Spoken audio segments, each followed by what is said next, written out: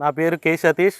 ప్రగతిశీల ప్రజాస్వామ్య విద్యార్థి సంఘం పీడిఎస్ విజృంభణ రాష్ట్ర కార్యదర్శిని మాట్లాడుతున్నాను. కాకినాడ జిల్లా జగ్గంపేటలో డాక్టర్ బిఆర్ అంబేద్కర్ గురుకుల బాలికల పాఠశాలలో గత వారం 14వ తారీఖున ఒక అమ్మాయి 10వ తరగతి చదివిన అమ్మాయి మేడం నుంచి ఇక్కడ టీచర్స్ వార్డెన్ వేధింపుల వల్ల మేడం నుంచి దూకైన పరిస్థితి ఇక్కడ.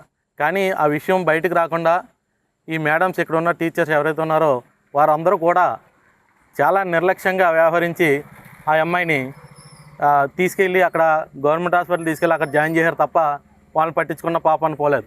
ప్రధానంగా ఇక్కడ ఏం జరుగుతుందంటే అనేక సమస్యలు ఈ పాఠశాల గురుకుల పాఠశాలలో ఉన్నాయి.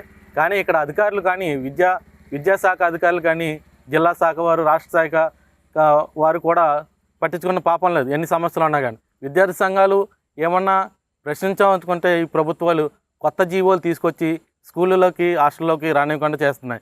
ప్రధానంగా మేము ఒకటే డిమాండ్ చేస్తున్నాం, ఆ అమ్మాయికి ఎవరైతే బిల్డింగ్ నుంచి ఈ టీచర్స్ బెదిరింపుల వల్ల బిల్డింగ్ మీద దూకేసిందో ఆ అమ్మాయికి మెరుగైన వైద్యం చేయించాలి.